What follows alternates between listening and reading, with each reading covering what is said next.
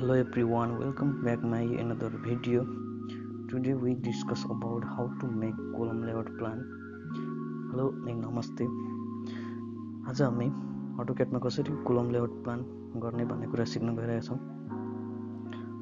column layout plan गर्नको लागि first of all हामीले प्लानलाई कपी गर्न पर्ने हुन्छ.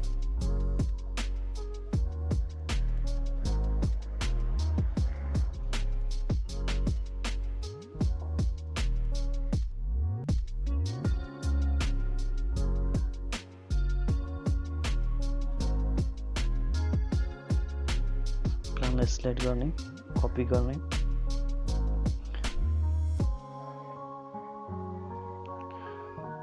बाहिरको आउटर वालहरु सबै डिलिट हान्ने, सेन्टर लाइन मात्र राख्ने र कोलम राख्ने, अरु सबै सिलेक्ट गरेर डिलिट हान्ने.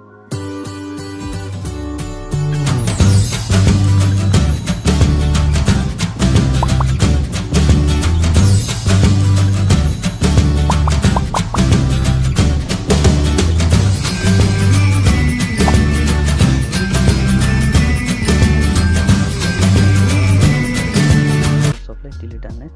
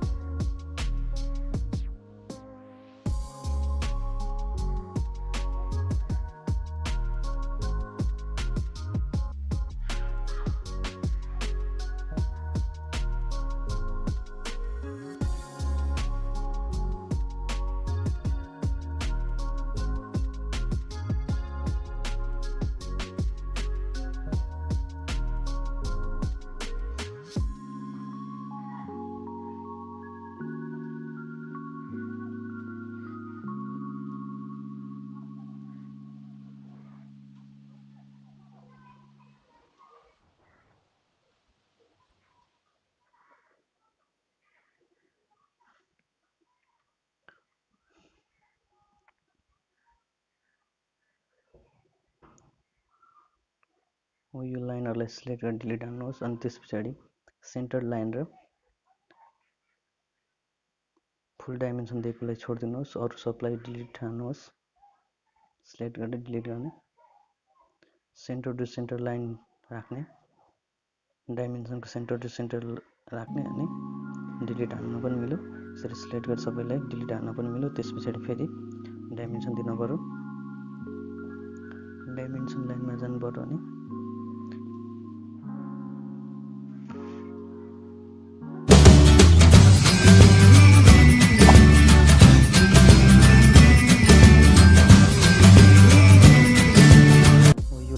धेरै बाहिर आएको कारणले गर्दा यसलाई सिलेक्ट गरेर एडजस्ट गर्न सक्नुहुन्छ हजुरको प्लान अनुसार.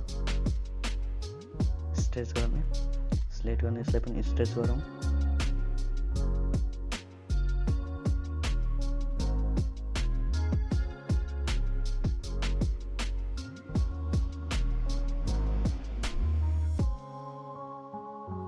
सेन्टर टु सेन्टर डाइमेन्सन दिने.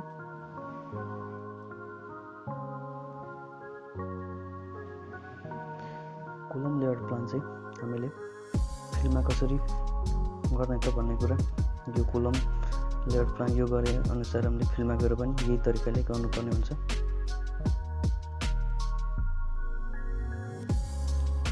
टेक्स्टलाई क्लिक गरेर सिलेक्ट गरेर यसलाई ब्याक स्पेस थिचेर सबै हटाएर कोलम लेआउट प्लान लेख्न पर्यो.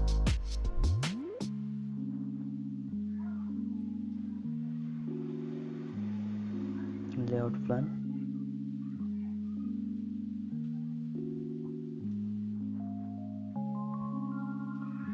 अब हाम्रो ड्रइङमा देखाउने, यसको ड्रइङमा देखाउने स्केल भनेको स्केल लेख्न पर्यो हामीले.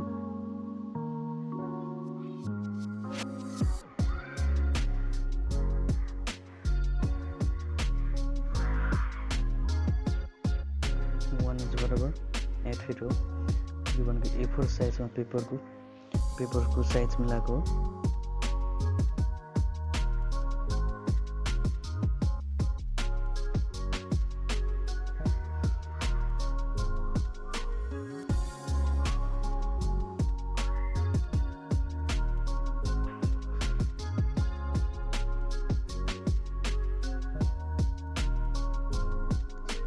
स्ट्रेट गरौँ, स्ट्रेच गरौँ यसलाई पनि।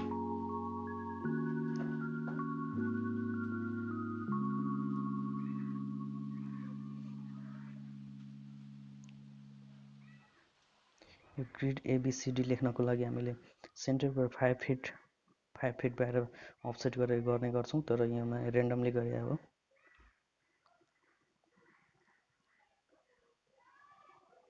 कोलमको लागि C1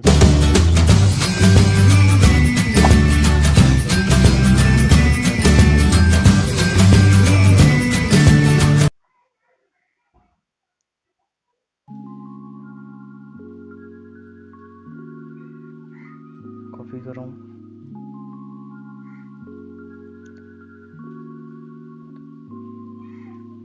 यसलाई C गरौँ।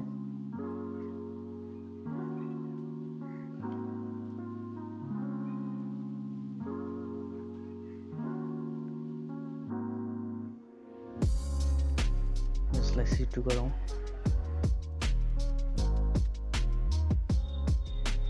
यो C2 गर्नको कारण हाम्रो कोलम भनेको 5A, हाम्रो कोलम भन्दा पनि हामीले अब गर्ने यो कोलम लेआउट प्लान हो, तर हामीले भरै 14 बनाउनु पर्ने हुन्छ। त्यसको लागि हाम्रो 14 भनेको 0मा र नन 0मा फरक पर्ने भएको कारणले हामीले कोलमलाई पनि यसरी नाम दिइरहौँ। अब यो C1 भनेको अर्को पोजिसनमा छ र C2 भनेको अर्को पोजिसनमा छ र C भनेको चाहिँ सेन्टरमा हो र C मात्र दिउँ। हजुरहरूले यसरी नाम दिन सक्नुहुन्छ, नेमिङ गर्न सक्नुहुन्छ।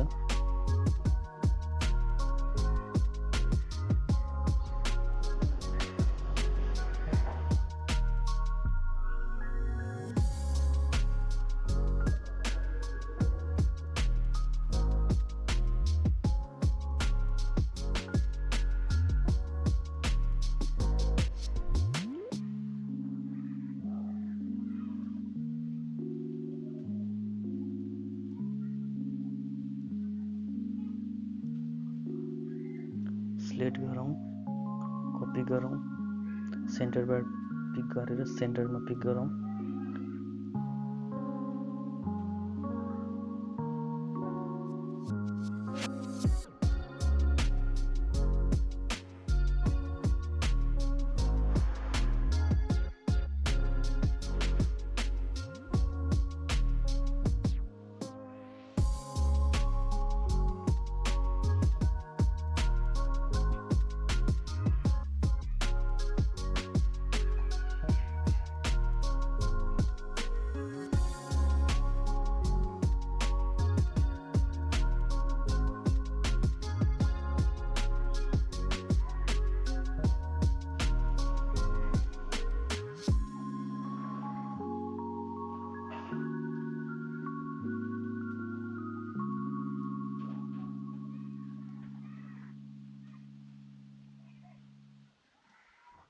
हस् त आजको लागि भिडियो यति नै। हजुरहरूले मेरो भिडियो मन परे लाइक, सेयर, सब्स्क्राइब गरिदिनु होला।